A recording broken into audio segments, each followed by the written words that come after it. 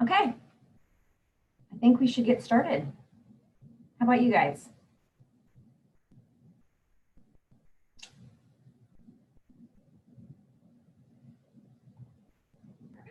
Yes, okay. We ready?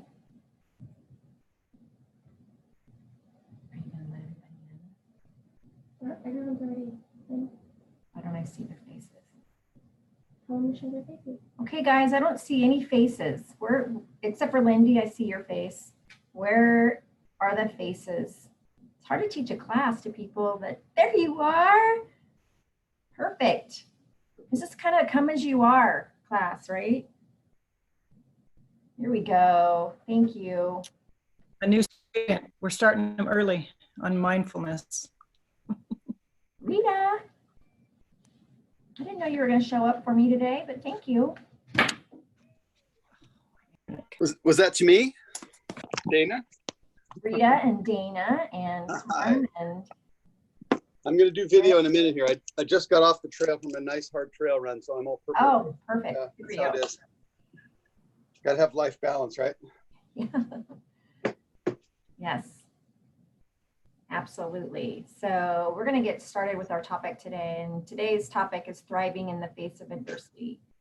And I guess we don't have to look very far today to find adversity. It's a very adverse time, I guess, in our lives. And so what I really wanted to impart with you guys today is some thoughts and give you some tools on how to overcome adversity and how does adversity show up in your life right now today, and how are you dealing with it or coping with it or growing through it. So I'm going to give you some tools, and we're gonna process whatever adversity you want to process today through some questions. So we're just going to get into it. Serena has the controls. There we go. Well, here's a scenario, right? I think adversity shows up in lots of different ways in our lives, in big ways and small ways. And how we deal with it, it really is an indicator of who we are on the inside. So whatever is on the inside when adversity shows up is what we're going to observe about ourselves or about other people. So when things go wrong, it's a time to really observe ourselves and see what we really have inside of us, and maybe make some changes around. If that's not working, maybe make some changes around some better decision making and getting closer to what it is that we actually really want. This is going to be high participation, at least that's what I would hope. So we've got a lot of great minds on this webinar today, and I really would ask for your participation. Like, there's no dumb question, there's no judgment here on any of it. I really want to take this time to learn from each other. So could we all agree? Could you raise your hands and say, yes, I can do that? Come on, everybody, participate. Okay, thank you. Yeah. All right, good. Yeah. So life's just a never-ending, continuous succession of both small and large problems. Would you guys agree with that? I mean, just when you think you've conquered something, something else shows up. So in this little scenario here in this graphic, I just want you to imagine that when you got up this morning, you got up, you got dressed, you got coffee, you knew what you were going to be doing today, and then all of a sudden, let's just imagine that your car won't start. What happens? What do? What's your first reaction? Get the different car. Okay, get a different car. What else? Call AAA. Call AAA. Yay. Call AAA. All right. What Start else? to troubleshoot, figure out what's going on. Troubleshoot, figure out what's going on. Are these all your first reactions? Or have you learned from the past when this actually did happen to you, what you would do differently? I'm gonna cuss first. You're gonna cuss first. Good. I was Yeah, gonna that's the- say, yeah, that's- that's probably. that's the honest first actually more reaction. True. Yeah. Let's get real, people. But in this scenario, I would bet you there's not one of us in here that hasn't had that happen, or you haven't, experienced a flat tire when you're on your way to a listing or an appointment, something time sensitive, right? So, that's an adversity.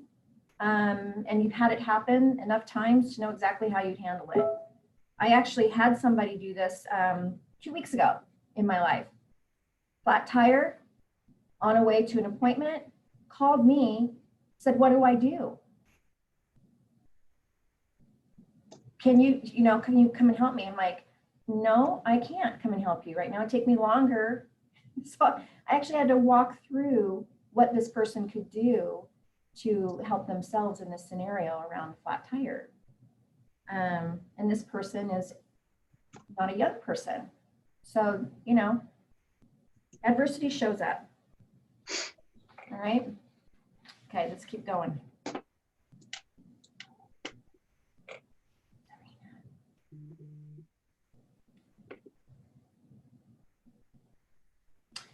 So let's ask ourselves, what if you stop letting obstacles hold you back?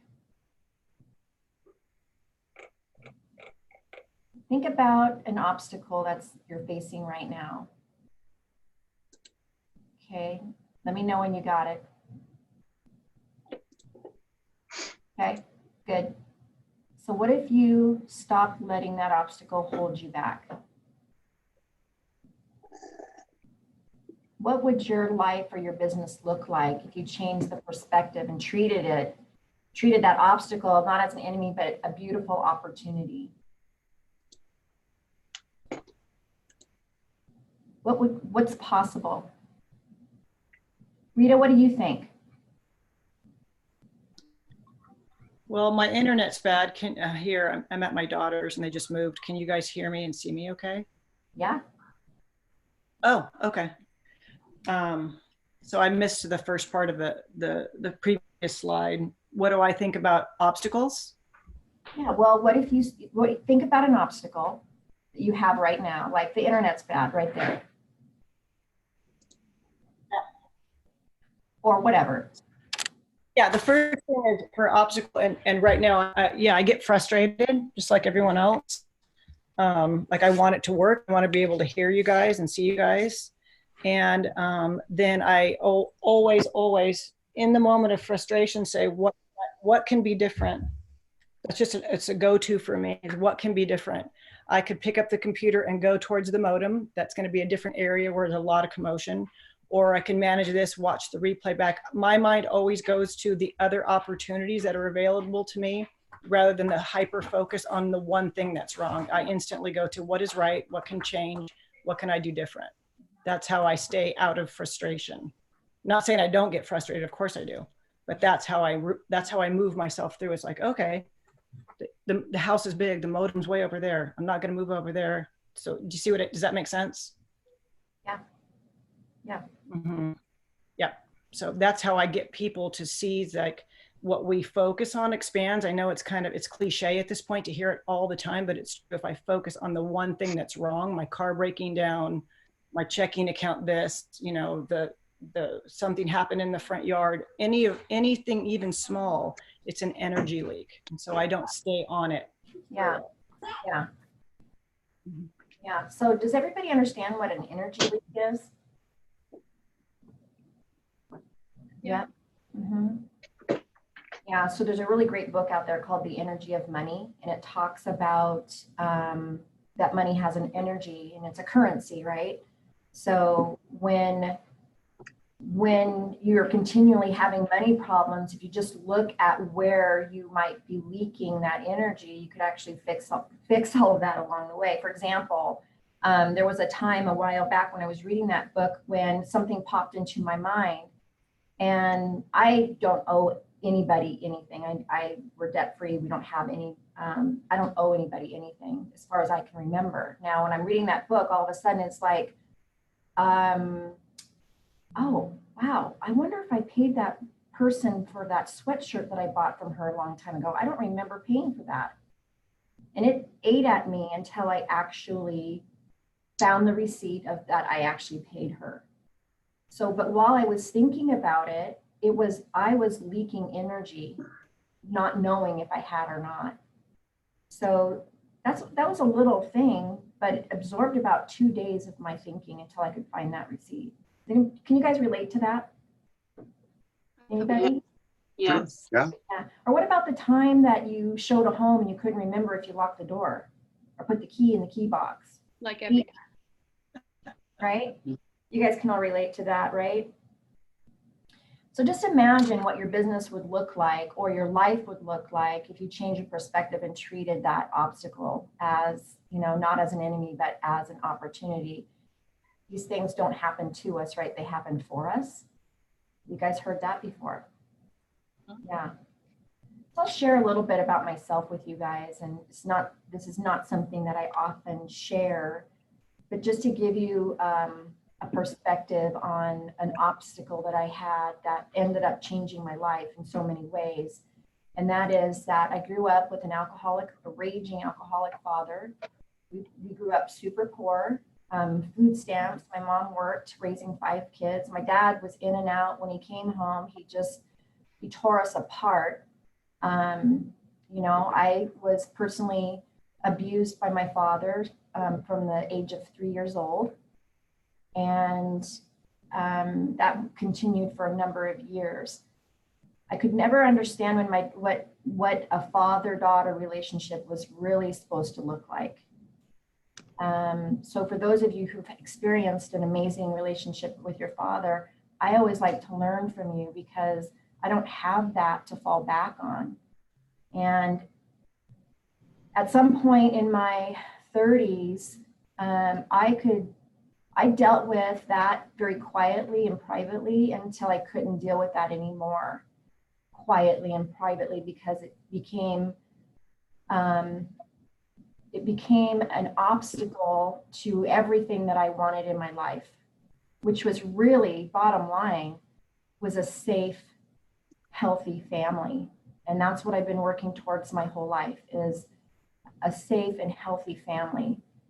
Keller Williams, Puget Sound, Mountains of Sound, all the work that we do, one of you, and you guys know me, for those of you who know me, one of the very things that I will say all the time is this needs to be a safe environment so people can grow and people can heal and people can become the very best version of themselves.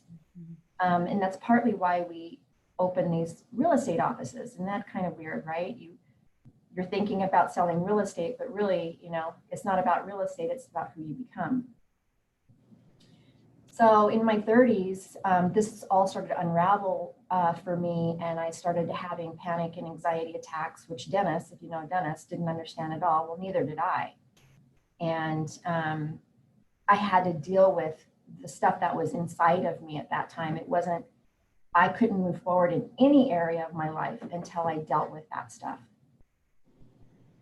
So through a series of events, I was able to unlock and unpack some of this through some amazing circumstances that started to unfold in my life once I decided that I would work on it, not knowing what that even meant, or even what I wanted in the process in the beginning. But I knew I couldn't stay where I was, inside of myself where I was.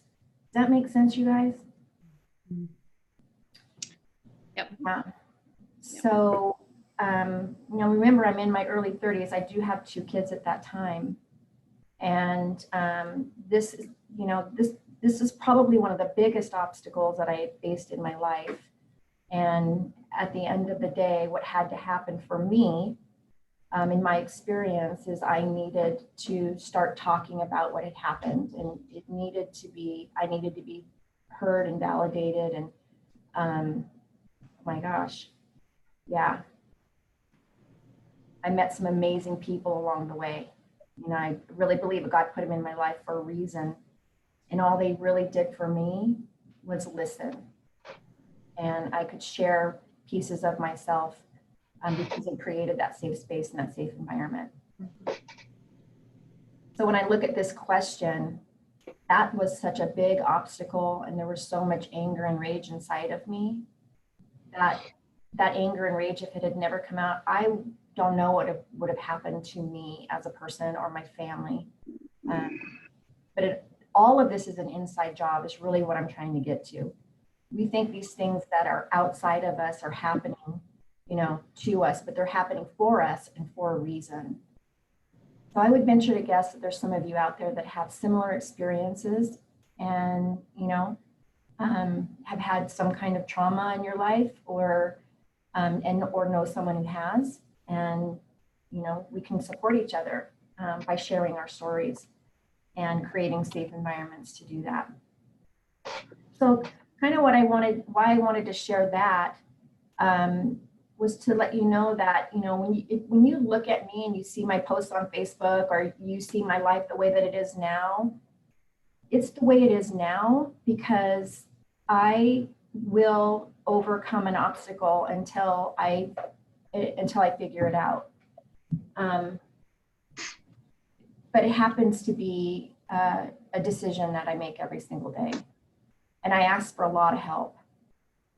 I have great mentors. I have great coaches. I have great voices in my life now that, when I come up against something like that I've never had to deal with before, I will go to them and ask for advice. So I'm hoping that through this series, the rest of this workshop today, that we can get down to some stuff. And maybe you want to deal with an obstacle that's, not nearly as deep. And yet maybe some of you out there need to deal with some of these things that are very, very deep. So there's opportunities beyond this to be able to do that. So I just wanted you to know and make that available to you. So your business grows to the extent that you do. Who's heard that before?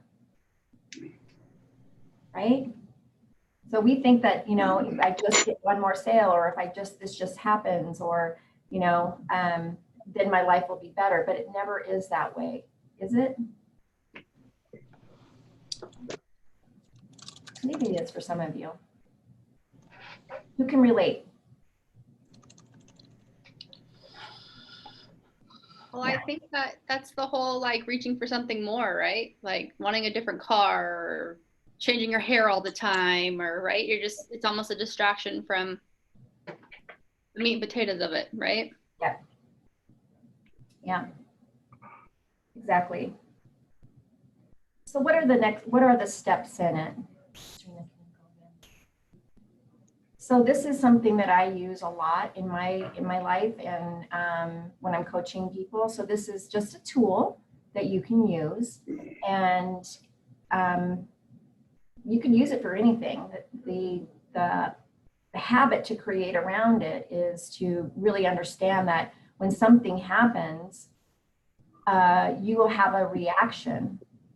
So you can control your first thought, but you can't always control your second but you can't control your first thought. That's the reaction, but you can control your second or your third, right? But that takes some observation of the first thought that you have, that you're reacting to. What happened and what was my reaction? So if you can be thinking about that obstacle that we already named in our head, that happened. What was the first reaction? So does anybody want to share what was the obstacle that you named early on in this call, and what was the first reaction that you had to it?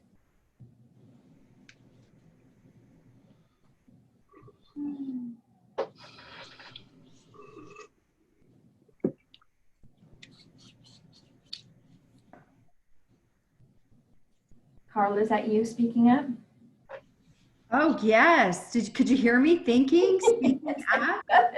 I love it. So you're looking for an example? That's my girl. Have you been talking to Rita, Pam? Those vibes, right? You just leaned right in. I just felt you coming. I know. So let me think of one that I'm willing to say out loud.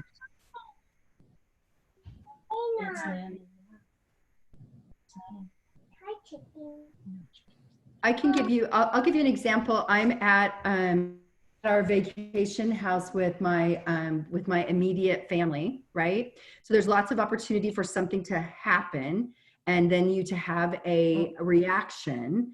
And so the example would be, I have one brother who I adore, and we also, as adults, every time we are together with my mother, we act like we're children, right? So something will get said from the past. I get my feelings hurt.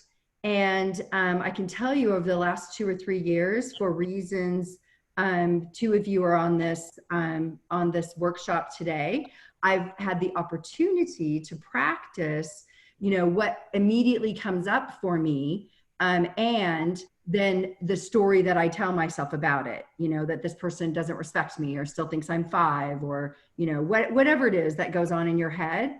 And what's been really interesting, especially over the last few days, is that things come up. People don't always agree, opinions about what's going on in the world, how we should react to that, something that happened when we were 5. And I can decide that, that all of our realities about that, what it meant to us and the story that we told ourselves, they don't have to all be the same. That I can still love him, have my own opinion of it, and move on and enjoy the moment, right? Because I can take responsibility for my judgment and reaction in the story that I'm telling myself about it. And that's awesome. Thanks for sharing that. Who else can relate to that? When you go back and you're in a room with all your siblings, what age, how do you show up in that environment? I can totally relate to that. Rita, feel you. Can you guys hear me? Yep. Okay, because you're freezing, but I want to make sure. So there's a reaction. And so, Pam, you had said you can't control your first thought. The reason we have a first thought, there's a reaction and then there's a response. They're 2 different things. Responding takes awareness and mindfulness. So when we're triggered, we react. When we aren't, we are constantly responding to our environment. But when we're triggered, which means, as Carla put it perfectly, and she's my A+ student for the day, Awesome. A+ client, until Pam does something amazing, then maybe you might have to go second. I'd be okay. I'll let you guys share. I'm Pam. Thanks. Coach's pet right now, your coach's pet. So the reaction comes from a place inside of us that still needs some healing. It needs some attention, like Pam said earlier, some validation or just being heard. And when it's stuffed, and most of it is unconscious, that's just the way the human psyche works, until it comes up and out, which is what a repeating pattern does for us. Repeating patterns show up until we do something different. And so as long as we keep reacting to them, this entire seminar today, this class today, is all about challenges and how we perceive them and what we do with them. The reason they keep coming up, it's for us to have an opportunity to look at it differently, different perspective, so that we can shift internally and experience it differently from that moment forward. Until we pay attention to what keeps coming up, it's going to keep coming up. That's why they call it a repeating pattern of behavior. So the reaction and response, you respond to things all day long that don't trigger you. The reactions are going to be the first, right, the knee-jerk type of trigger of, oh, my brother, my mother, the car, my internet, right? Some things are very minor, some things are much bigger and deeper, and they have more roots, and those may take the lifetime to work through. I had a similar upbringing to Pam, almost identical, and it's a lifetime. My brother passed away 2 years ago, and it was the anniversary. That's why I'm up there. And I was so triggered last week, I wanted to say F you to everyone. This is what I do for a living. So we're human. You know what I mean? It's just how we're responding, what we're making it mean. And I'm still blaming people. I know that, and I own it. But that's where I'm at. And so I'm very honest with myself. And so I don't judge and shame myself. I accept where I'm at so that I can move into a place of healing and acceptance, forgiveness, and compassion. But that is the difference between a reaction and a response. The reaction is we're triggered inside some place. And so my whole platform is 100% responsible for my internal, not what you're doing. No one's doing anything to me. I'm doing things internally to myself, whatever my story is. So I love this today with the obstacles, and because I see them as challenges, as opportunities to heal, and an opportunity always presents itself for us to move into a higher level of consciousness for ourselves and awareness. Yes. So I love that. Pam, when you said, I don't know that I've heard it just like that before, things don't happen to you, they happen for you. When you look at those things as an opportunity to address something that will help you become who you were created to become, you can then see it as a gift instead of some kind of judgment, shame, or punishment. 100%, right? I think that is that the things that show up to us as obstacles or adversity, problems, really are there to help us lean in and become the person that we were meant to be in the first place. But we got to unpack some things sometimes. And like I said, sometimes I need help with that because I need to be able to see things outside of the way I would normally see them, big surprise, right? If I want a different result, I got to do something different. The definition of insanity is what, you guys? You can say it. I was going to say, I don't want to be the only one who Doing the same thing and expecting a different result. Yep. Definition of insanity. So the coaching moment that you take this, you could print it, you can put it on your fridge, and you can look for opportunities to coach yourself. Like you could put this on your mirror when you're talking to yourself in the morning, right? This is just a great model for you to begin to break down the obstacle and really look at it differently, and then change the story.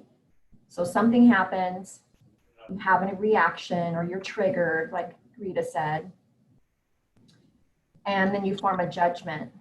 And the judgment could be something that moves you closer to where you want to be, or it could move you further away from where you want to be, depending on how you have reacted. You're going to make up a story about it. The story for Carla, the story of what happens when we get together, we're all 5, right? That's a great story. I'm 5. I don't know about everybody else is brilliant. I'm 5. Okay, you're 5 when you get together with your family. That's amazing. But that's a great story. And then you search for evidence. You don't even have to try to search for evidence, because all of a sudden you're picking up on all the feels of, there it is. He's treating me like I'm 5 again. Right? That's the internal. So you predict your future, right, at that moment. And then it's just the cycle of all of this, you guys. This is just what happens. Pam? Yes. So as you were talking about story, what popped into my head is, it's also like Carla was sharing, like, these are women in our 50s still working our process, right? Because it's a never ending cycle of just being human, being alive. And, but here's what I will say about reactions and triggers, and is our story, we grow to externally to the level that we have internally. And the attachment to our story is a huge issue. Some people want to believe what they want to believe. They want to stay in their story. They still want to be personally offended. And there's nothing any of us can do about how other people respond or react to anything. That's not our business. That is their business. So I always say, stay on your side of the fence. But many times we're on our side of the fence and we're so attached to our story, either the poor me, right? The drama triangle, victim, persecutor, or rescuer. And we will move around the drama triangle in our story so often that we're so attached to it, we can't see anything else. And we don't want to, because it's like the devil that I know is better than the one that I don't. It's scary to expose, like Pam said, talk about things that are taboo, which it's just the human experience. And we're not that unique. Most people have very, very similar experiences. You will find in a room of people, a lot of people have similar experiences. It looks different, but it's the same internally. So I just wanted to talk about the attachment to our stories. When we release the attachment to the story of me, or the story of my mother, or the story of my brother, what happens is it's like a breath. It's like we move into our chakras in a place of just opening. It like opens our shoulders.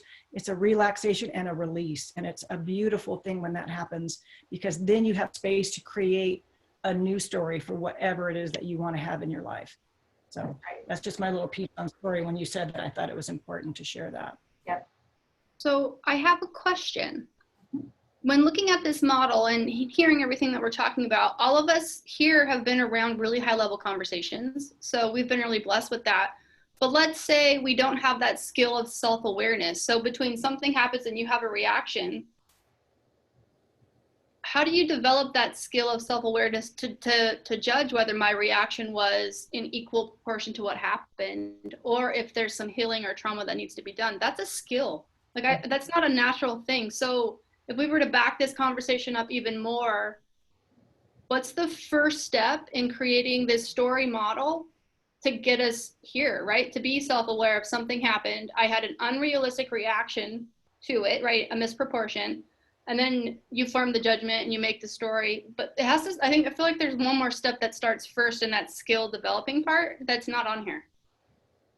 Right? Like that self-awareness piece. Let me ask you a question. If you're not thinking about what it is that you want in the future, if you're not clear about that, I don't know that you're ever going to want to change your story. So if you know what you don't want, that's one thing, but what do you want in the future, and what story that you're believing has to be changed to become more in alignment with what you say you want? You know, Rita, you do a lot of work with people, and I have a lot of conversations with people as well. And one of the things that's I've experienced in my own life in the beginning of all of this is I had no idea what I wanted, what was possible, what was realistic. I had to really start thinking about it, because the future for me wasn't something I ever visited in the beginning of all this. I didn't even think about what tomorrow would be. It was just about surviving in my day. There's a lot of stuff going on right now in the world, you know, and a lot of us are just surviving one moment at a time or one day at a time. But until we can kind of look at it and say, okay, what is it that we want to create out of this thing that just keeps showing up in my life? Or what do I really want to feel in my life or have in my life? What kind of people, what kind of person do I want to show up for other people as? So I think that's a really good point that you make. Everybody on this call is at a different place, and maybe you're asking yourself that question, you know, how do I develop that self-awareness muscle just to even know? Rita, if you want to pipe in on this, feel free. But for me, and in my experience, is I had to, first of all, be aware that what I was feeling and who I was showing up, because I was a very angry person. You guys know me. You guys that know me might even find that hard to believe, right? Yeah. But I was had a lot of rage and a lot of anger. And I had to get to the point where I didn't want that anymore. But I didn't know how to exchange it for what I did want, because I wasn't sure what that looked like. So I'm not sure I answered your question, Mindy. Well, asking from the viewpoint of, you know, looking at this, and there's people in my world that don't get blessed with these kind of conversations, right? And then when we get exposed to them, I'm just like, oh my goodness, hot mess. Like, you want to regurgitate this information, but I think what I would like to know is, what are the questions we can ask to bring awareness to this person to allow them to self-discover, right? Yeah. So not fixing, I don't want that weight on me, I've got my own, but being the person that can lead that proper question to get them into that self-awareness mode, because without it, you can't do any of this. No, it's all about questions. And I love that we can't fix, because I'm a fixer. And in my coaching conversations with my coaches, and I will say things like this even today: if I could just fix this, if I could just fix that, right, Rita? And, yes. And there is no fixing. No.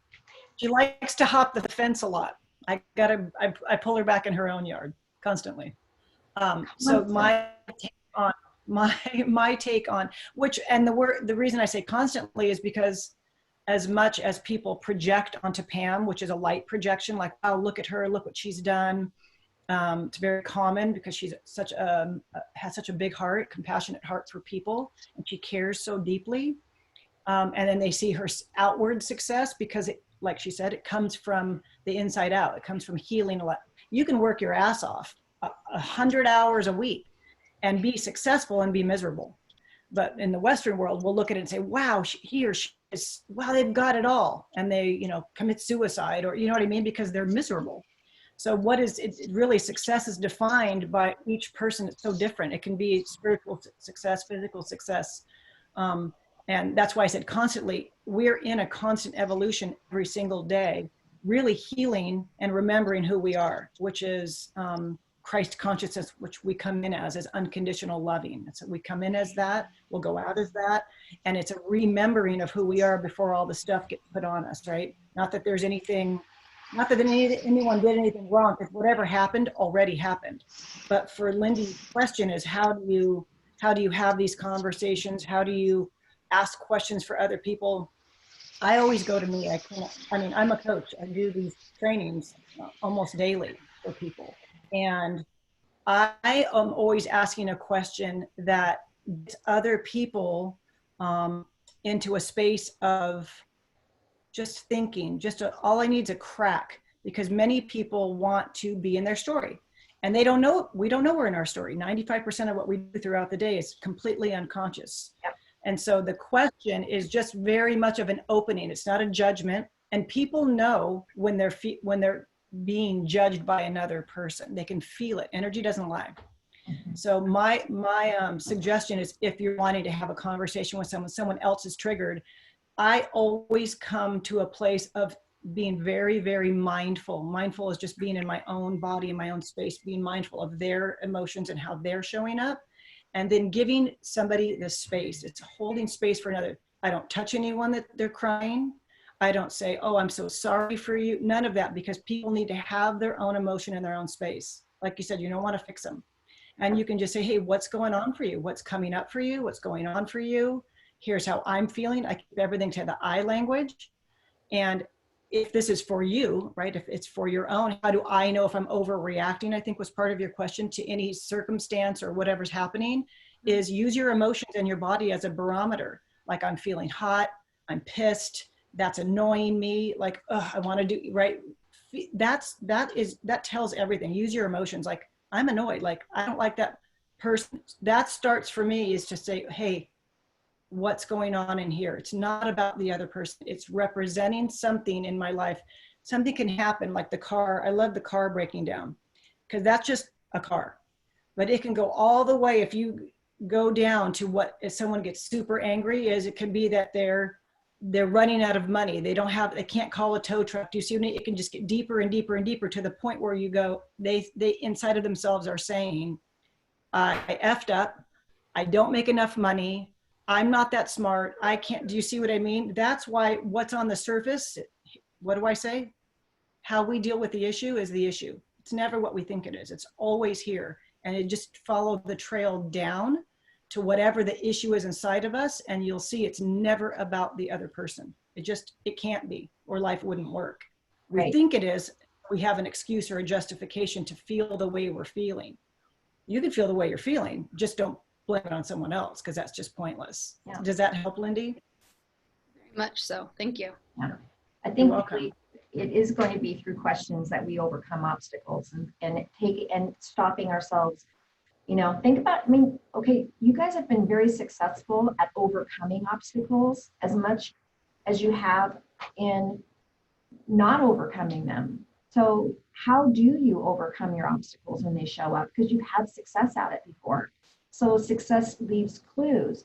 But unless you go and examine, how was I able to go from A to B to C to D when this obstacle showed up, and I'm not able to do it with this one? What could you have learned? What can you ask yourself? What can you learn from your previous successes around overcoming obstacles? Because there's some clues in that for you. Again, that's just not something I can tell you. It's something that you have to actually do the work on inside of yourself, right? So we're going to move, but I want to encourage you guys to use that story model with yourselves. Practice it on you before you practice it on other people. It could be really helpful. So if you're going to take out a piece of paper and a pen right now, if you could grab one, that would be great. We're going to get into a couple of other things really quick along the line. But I thought too, we would also look at what is the definition of adversity in the first place. Unfavorable fortune, a condition marked by misfortune, calamity, or distress. So that whenever I bring a word forward, I always like to go, because I think I know what it means, but what does Webster say or Google say about that word to give me some perspective, maybe before I move forward in figuring out what it is that I'm really wanting to, what's adversity? So what's an unfavorable fortune that we've all had to deal with in the last, 3 months, which is COVID-19. Would you guys agree that that's like an adversity none of us have ever had to face before, right? And there's more, right? There's more things that are coming out of that adversity and leading to even bigger things. So I think as a human race, we need to really learn how to deal with adversity when it comes, and when it comes to all of us at one time. It's really, there's an awakening that's happening, and we can really use that as just the fuel or the fire to help us change the world in your internal world, so it shows up differently on the outside. Yeah. So here's where you need your pen and paper. What is the problem that you're facing right now? What's the adversity you're facing?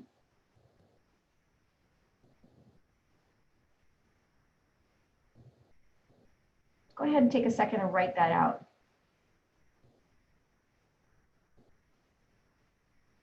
It could be I can't pay my bills next month. It could be I'm lonely, but I don't want to go outside. It could be, whatever it is, whatever it is.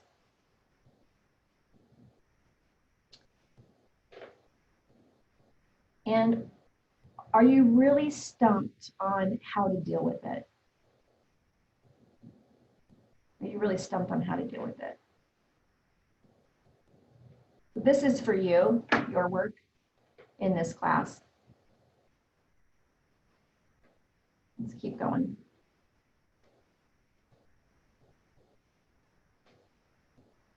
Is this a true obstacle, or is it just in my mind?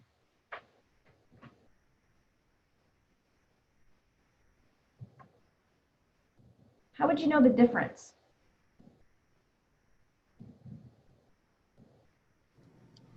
I'll share mine real quick if that's cool. Yep. So mine is like, I am craving human contact. I think we all know that I'm the hugger of the family. And like just being in the office is like dangling a carrot in front of me that I'm never, ever going to reach. So no, I can't reach out and hug somebody if I want to. I mean, that's an obstacle to me. That's an obstacle. It's not in my mind. My mind knows that if I hug someone, I could put them at risk, or I could be put at risk. It's something that we just physically can't do right now. And like, it just kind of crushes your spirit after a while. Like, I mean, I'm the kind of guy who walks around with a Sharpie counting how many hugs I get in a day. So like, yeah, so that's what I think is the difference between an obstacle and maybe kind of like a mindset thing where you just need to refocus and then tackle it, versus having something happen to you that's kind of like really out of your control. I could go around hugging people, but I'm not going to do that to people. So. Right. Anybody else want to share one? Pam? Yes. This is Carmen Alfonso. Carmen? Yes. So I just left a team and I started by myself. I had 2 years of experience. Still, I need to work on my self-esteem. Like you're talking about the past and everything. It takes time to heal. It takes time to regain that self-esteem. Since I joined Keller Williams and the serial team, I have grown as a person. a totally new person. So right now my challenge is work on my self-esteem and believe that I can do it. I know people see things in me that sadly I don't see them. So I'm working on self-esteem and believe in me. That's great. Thank you, Carmen. So these things that are going to show up, so if self-esteem is the obstacle, you know, it's a real thing, right? And I love what you said, that people say things to you, Carmen, that you don't see in yourself. And, you know, I would just encourage you to, you know, think on those things. And when people say them to you, remind yourself how that makes you feel. And, you know, if they see them, it's because that's who you are, who they see you are. And if your mind doesn't match with what people are saying about you, there's a real opportunity to heal right there, which is awesome. Carmen, something that I've had to do was to say thank you. I've had to learn to say thank you instead of when they give a compliment, giving them a reason why they shouldn't be saying that. Like, oh, you look nice today. Oh, you know, I tried for once. You know, instead of saying thank you so much. You know, Yeah. that kind of thing. And that's true. I had a person in my team that she always compliment me. She always say something positive. And I was like, no, that's not true. And she's like, no, you have to learn to say just thank you. That's it. You don't have to give excuses. So I'm still learning after 2 years. Accept the compliment. Yep. You earned it. So that's really, you know, taking those two things right there. And so Carmen, how can you take that, the need for wanting hugs, how can you turn that into an opportunity? And I already saw you do that at least once. I don't know. You remember what you did?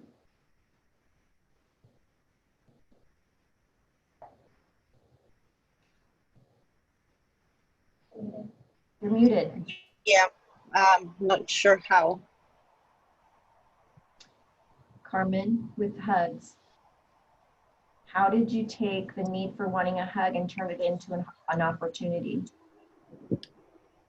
Are you talking about the hazmat suit? Yeah. So I went and bought a hazmat suit. No big deal.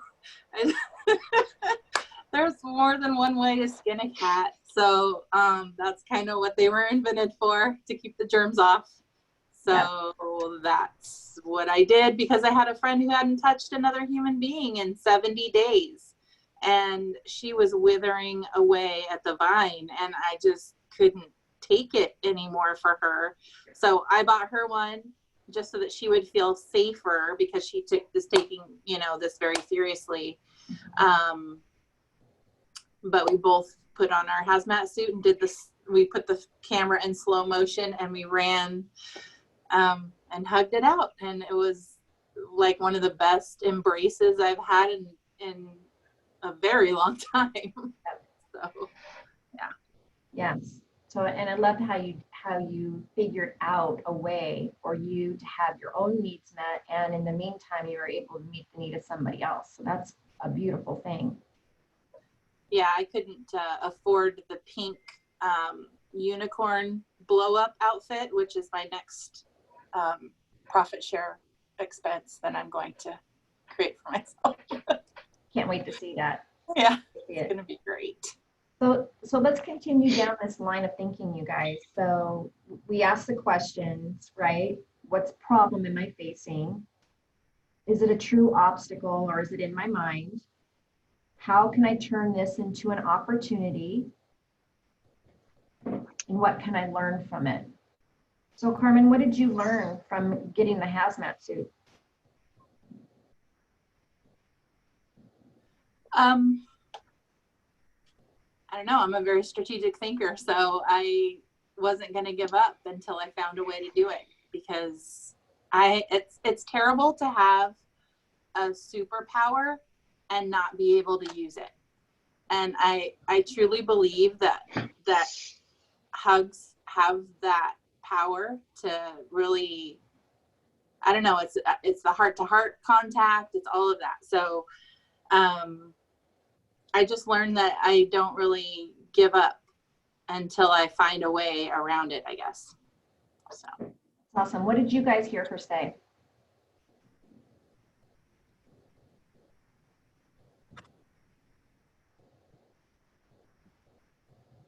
Did I hear Carmen say, is that what you mean, Pam? What did you hear Carmen say? Unicorn suit. Yeah. Can't wait to see it. What Well, else?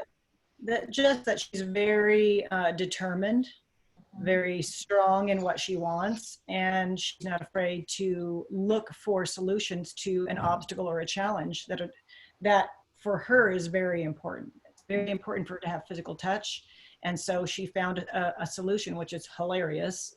But as much as we're laughing and think, oh, it's actually very meaningful for her to show up for herself and someone else who had a similar experience and had a similar need. So it shows me of just the strength that you have, Carmen, is very deep to heal yourself and show up, be that space, hold this for someone else. So good job. I love that story. That's pretty funny and meaningful. I love that. Yeah. So, asking yourself, what did I learn? So I think, Carmen, when you did that, it's just a natural byproduct of who you are, yet all the strength that and the determination that and the creativity that it took for you to be able to figure out how to go give someone a hug is really probably how you're going to overcome other obstacles in your life. Just using those same things are going to show up for you again. So just remembering. So I think sometimes we just forget, or we just look at how we've overcome things in the past as, oh yeah, well, that was that time, this is this time, and they're different. Well, probably not. You might have to develop some different skills and habits along the way, yet you already have a basis to start, right? Because you've done it before. So what would you tell a friend facing a same obstacle? How would you encourage them? The next question.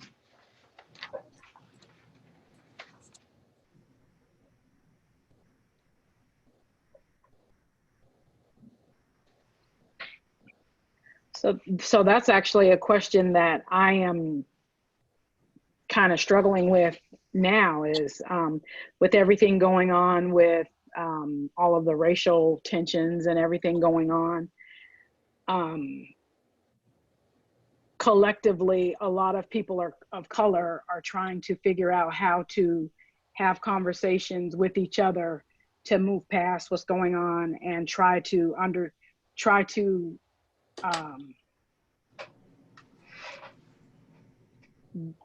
I can speak for myself. I know that I'm triggered. I know that several people in my realm are triggered right now. And how do we move past that? How do we, Rita has given me some great tools to be able to look at things in my own personal upfront universe, to be able to recognize when I'm triggered, deal with how I react. And what I'm struggling with is applying those tools towards the current situation. Thank you. So what I heard you say is, how do we move forward and just even have the conversations, talk to each other in this current climate? Right. Okay. So maybe we could take the time to explore what our options are here for how to make that happen or how to be part of that solution. So what are, let's say, 3 possible solutions to this obstacle? What do you think? I think discussions. I think just having discussions that are open and honest is probably one way. I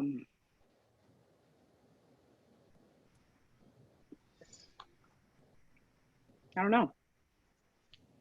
Okay, you guys, let's come up with some. So what's another? So having just open and honest discussions is a definite possible solution to healing and moving people forward. Definitely. What else is a possible solution? You know, Go ahead. This is Carmen. So I noticed that when you talk to someone that has a different point of view than yours, and you are very comfortable to speak to that person, open up, and that person can talk to you, open up without hurting each other's feelings, and explaining your point of view, help you understand and help you clarify. It doesn't mean that you have to change your point of view. It just means, you know what I'm saying? So you kind of heal because you don't feel like it was the way you thought it was. It's just different things that you can help, like open up, healing. I don't know if it makes sense. Yeah, that's kind of what I meant about having discussions. I mean, I think for people who I feel safe with, I've had discussions and I've heard different points of view, and I think that it's somewhat healing to hear. Okay, I can see and understand. We may not agree, but I can see and understand where you're coming from. And so I think that has been a way to move past, is because I think that sometimes people don't feel heard. Yep. And so then at least you feel like in a safe environment, you can feel heard, and then you can agree to disagree. Mm-hmm. So I love that. Mm-hmm. And what does a safe environment look like? So if a solution is to create a safe environment, and the next piece of that would be so that we can have discussions, and we can agree to disagree. So maybe another solution would be coming up with some framework for how we're going to have the discussions, so that we really get what we want out of it, which is to be seen and to be heard, right? Any other thoughts? Yeah, I have a thought on this.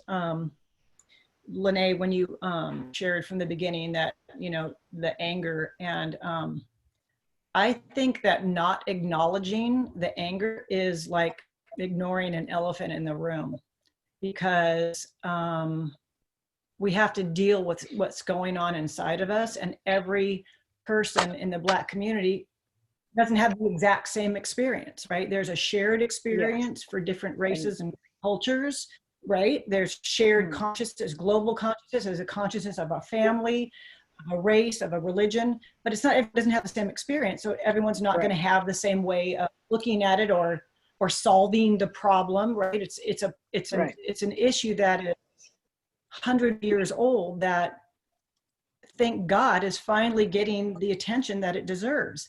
But it doesn't mean that all of you in the Black community have to agree. Like, you are entitled to have self-righteous effing anger. You have to swear when it comes to this stuff. I get super passionate. Like, we're all entitled to our own feelings, right?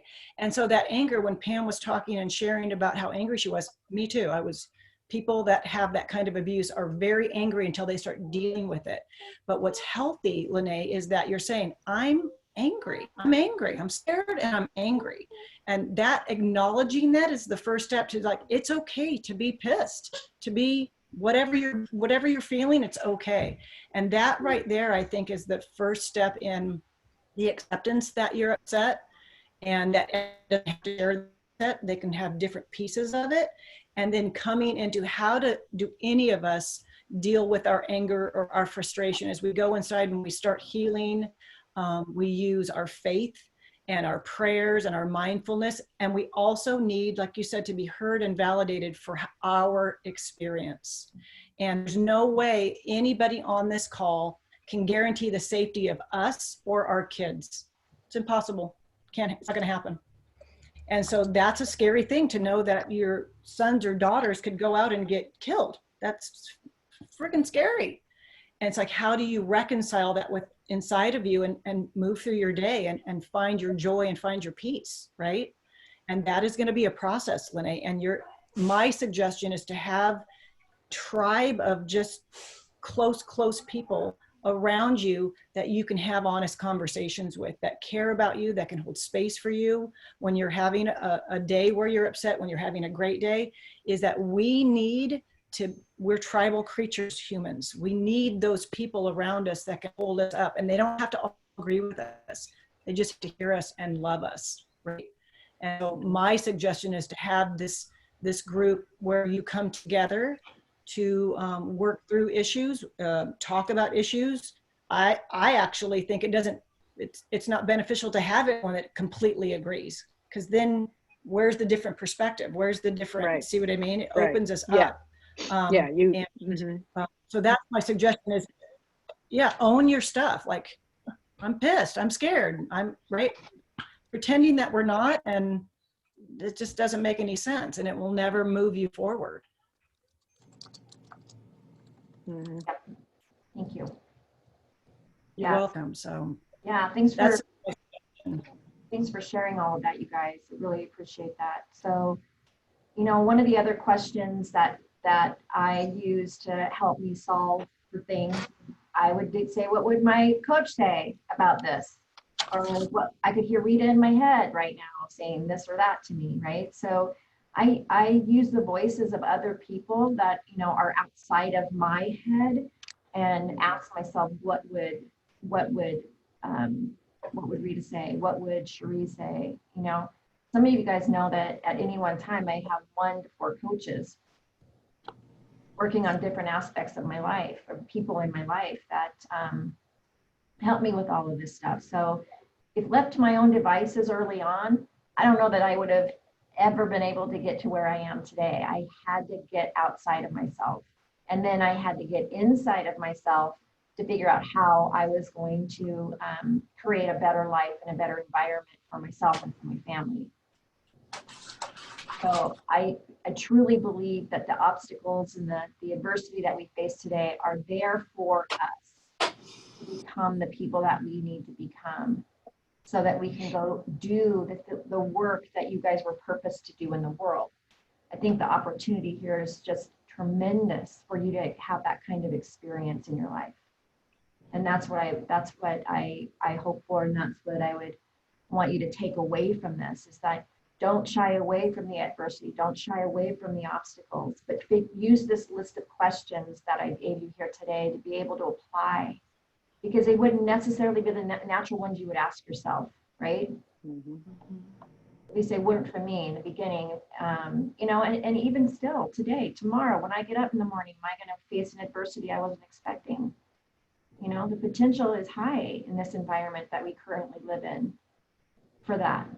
So really just taking the time with yourself and figuring out, how have I successfully moved through obstacles in my life in the past? How can I take those things you've already built a muscle, and then now what other, exercises, if you will, do I need to, or habits do I need to put in my life to be able to move through this one? Or what conversations do I need to be having that I'm not currently having? With who? So it takes a lot of courage. Wouldn't you guys agree? Yeah. Absolutely. Yeah, it does. Pam, one of my favorite questions is to ask myself about any situation, and hopefully this is helpful for all of you, is I always ask, what am I pretending not to know? So it's a great one, because it opens me up to think like, okay, I'm going to go buy a whole bag of Oreos. What am I pretending not to know? Well, I'm pretending not to know that when I get home, I just say, oh, I'm going to get them for the grandkids. And then at midnight, I'm going to go in and grab a stack and eat them. Do you know what I mean? I'm pretending not to know that because I'm really not that committed to whatever. But we go through our day pretending not to know a lot of things so that we can use an excuse or justification to keep our story and our behavior the same. So it's a great question. It's a great self-discovery question. Back to what Lindy had said in the beginning, is what kind of questions, the best questions are, like you said, Pam, the ones we ask ourselves first. because then we know where we're coming from before we ever can assess where someone else is coming from. Okay, so any last thoughts, you guys, that we have? Because I know our time is up for the day. Any last thoughts? Was this helpful for you guys? Yes, thank you. Thank you, everyone. The Great. questions were attached in the chat, so you can print out this PDF.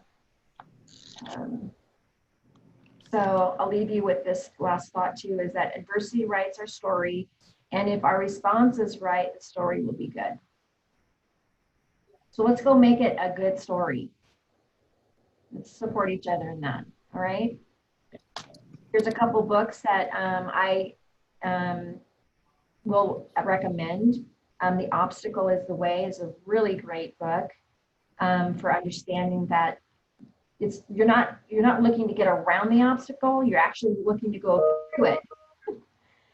The Difference Maker, I've read this 3 times already since COVID-19 started. It's a small book, it's a short read, but it's just so good, so good.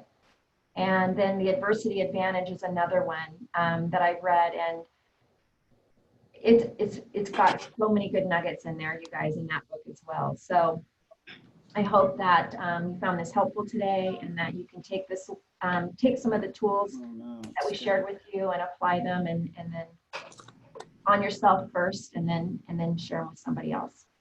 Pam, Okay. if you were to start with one of those books, which book would you start with? Well, if I wanted to feel accomplished, I could start with The Difference Maker, because it's just that good, and it's an easy read, and it's small. So here it is right here. And Feeling that. you know, you could finish it in 2 hours probably. So if you want to feel accomplished, I would say do that, because it's really, really quick. And then I would go to The Obstacle is the Way, and then I would look at this as well, Adversity Advantage. Okay, you guys, it's Thursday afternoon, and it's going to be sunny. Welcome to summer in a couple days. I can't wait. And I'll chat with you guys soon. Thanks, guys. Bye, Pam. Thank you. Bye. Thanks, Pam. You're welcome.